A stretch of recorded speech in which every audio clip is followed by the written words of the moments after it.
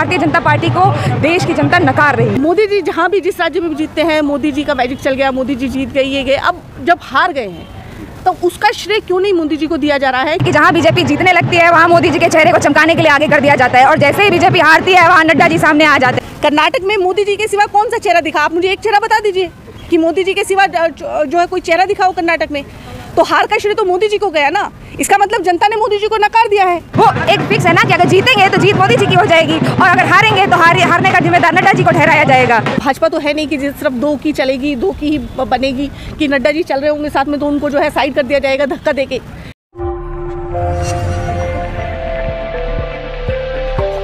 देखिए, बजरंगबली जो है वो सबके हैं, मगर भारतीय जनता पार्टी को ये समझना चाहिए कि वो बजरंग दल को बजरंगबली से इक्वेट नहीं कर सकती। बजरंग दल और बजरंगबली बराबर नहीं है। बजरंगबली हमेशा सच के साथ, समानता के साथ और न्याय के साथ खड़े रहेंगे। जहाँ सच होगा वहाँ बजरंगबली होंगे। और बजरंग दल आपको मालूम है कि कम्युनलिज्म का एक तरीके का प्रतीक है, सांप्रदायिकता फैलाता है। तो बजरंग दल को तो वैसे भी नहीं जीतना था। जब बजरंगबली मैदान में लाएंगे तो बजरंगबली तो वैसे भी सच का साथ देंगे। क्या लग रहा है किस वजह से, क्या मोदी युग जो मोदी मैजिक हर जगह चलता था वो अब धीरे धीरे खत्म हो रहा है, लोग अब नकार रहे हैं, क्या वजह हो सकती है? देखिए, बेरोजगारी, महंगाई, हर एक छोटा छोटा मुद्दा जिससे जनता त्रस्त हो चुकी है। 20,000 करोड़ जब अडानी के बारे में पूछे जाते हैं तो सरकार के पास जवाब नहीं होता है।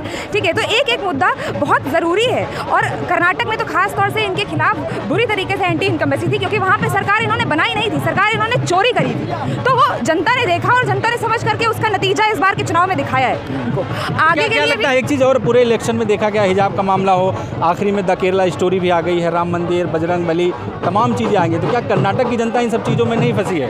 देखिए, चुनाव मुद्दों पे लड़ा जाना चाहिए, और कर्नाटक की जनता ने इस बार मुद्दों की अहमियत को समझा और मुद्दों पर वोट किया। इसका नतीजा है कि कांग्रेस जीत रही है। कांग्रेस ने एक भी बार केरला स्टोरी या बजरंगबली इस तरीके के कोई मुद्दे को नहीं उठाया। बट जो सांप्रदायिकता फैलाने वाला एक दल था बजरंग दल, उस पर लगाम लगाने की बात कही, और वो उनको चुभा, क्योंकि वो उनका संगठन है। वो लोग चाहते हैं कि वो सांप्रदायिकता फैला सके, इसलिए उनको चुभी वो चीज़, और वो लोग इसके उसको जहाँ वो आंसर देने लगे उसके खिलाफ, वो उनके खिलाफ बुरी तरीके से फेल हुआ है। वो 2024 में क्या लगता है कितना आसान होगा आप कांग्रेस के लिए? देखिए, आसान कुछ भी नहीं होता, मुश्किलें बहुत सारी आएंगी हमारे रास्ते में, बट हम लोग दृढ़ता के साथ लगे रहेंगे। कांग्रेस पार्टी के नेता हमारे राहुल गांधी जैसे कहते हैं कि कांग्रेस का कार्यकर्ता 1 इंच भी पीछे नहीं हटेगा, तो वो नहीं हटेगा। कांग्रेस का कार्यकर्ता मैदान में डटा हुआ है और वो आगे आने वाले चुनाव के लिए जमकर तैयारी कर रहा है। इस चीज़ का श्रेय किसको जाना चाहिए अब? लेकिन मीडिया की बात करें, जो नेशनल मीडिया है वो खड़गे साहब की फोटो लगा रही है, DK शिव कुमार की लगा रही है, सिद्धारमैया की लगा रही है, राहुल गांधी कहीं नजर नहीं आ रही सब चीज़। देखिए, कांग्रेस की इस जीत का पूरा क्रेडिट मैं देती हूँ कांग्रेस के एक एक कार्यकर्ता को, राहुल गांधी को,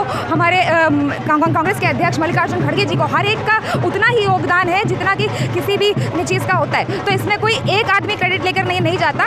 राहुल जी हमारे नेता हैं, उनका तो हक बनता ही है, वो तो हर चीज़ से वैसे भी अबव है। बट जितना कि कांग्रेस अध्यक्ष हैं, बाकी सारे नेता हैं कर्नाटक के, उन सबका बराबर का हक है उस चीज़। भाजपा जा रही है 2024 से? बिल्कुल बिल्कुल, भारतीय जनता पार्टी जा रही है। तो मैंने पहले ही कहा कि भारतीय जनता पार्टी जा रही है और कांग्रेस आ रही है। हार की फिक्र किस पे फूटता है बीजेपी का? कौन जिम्मेदार? आप जानते हैं, बहुत फोटो लगी हुई है। आप जानते हैं कि जहां बीजेपी जीतने लगती है वहां मोदी जी के चेहरे को चमकाने के लिए आगे कर दिया जाता है, और जैसे ही बीजेपी हारती है वहां नड्डा जी सामने आ जाते हैं। तो ये इनकी मिलीजुली सरकार है। तो चेहरा अगर नड्डा जी अध्यक्ष है, अगर जीतती भारतीय जनता पार्टी, तो फिर तो उनका ही चेहरा आगे होना चाहिए था। मोदी जी का चेहरा क्यों लेके आ जाते हैं बीच में हर बार? वो एक फिक्स है ना कि अगर जीतेंगे तो जीत मोदी जी की हो जाएगी, और अगर हारेंगे तो हारने का जिम्मेदार नड्डा जी को ठहराया जाएगा। गेम चल रहा है उनका, वहाँ हर चीज़ का, अच्छी चीज़ का क्रेडिट मोदी जी लेना चाहते हैं। कि अब 2024 में मोदी जी को जो है, मोदी जी का जो मैजिक बोलते हैं वो चलने वाला नहीं है। दूसरा इसमें ये है कि मोदी जी जहाँ भी जिस राज्य में भी जीतते हैं, मोदी जी का मैजिक चल गया, मोदी जी जीत गए, ये गए। अब जब हार गए हैं तो उसका श्रेय क्यों नहीं मोदी जी को दिया जा रहा है? क्यों तमाम मीडिया समूह जो है वो नड्डा जी का फोटो चला रहे हैं? तो अभी भी हार का श्रेय भी मुझे लगता है मोदी जी को। नड्डा जी अध्यक्ष है ना, नड्डा जी तो अध्यक्ष हैं।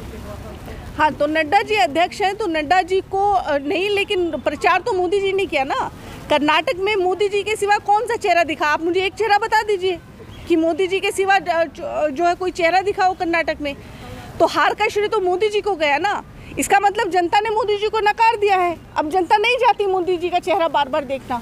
जिस तरह से केरला स्टोरी को लाया गया और केरला स्टोरी पर सवाल उठे, खुद पीएम ने कहा कि एक मूवी आई है, तो एक प्रोपेगेंडा के तहत ये मूवी लाई गई, इस तरह के सवाल उठे। लेकिन हमने देखा कि कैसे वो तमाम मुद्दे विफल रहे जो उत्तर भारत में हिट होते हैं और जिन पर वोट मिलती है। तो साउथ की जनता ने प्रूफ किया है, ये भी बातें सामने आ रही हैं। ये सिर्फ जीत, कांग्रेस की जीत ना कह के ये भी लोग कह रहे हैं कि बीजेपी का जो एंटी वोटर था वो कांग्रेस पर गया क्योंकि कोई दूसरा ऑप्शन नहीं था। तो क्या आप भी इसको मानती हैं कि ऐसा हुआ है? देखिए, मोदी जी ने जो मंच से इस प्रकार की बातें की, जैसे केरला स्टोरी की बात की, बिल्कुल फर्जी बात है।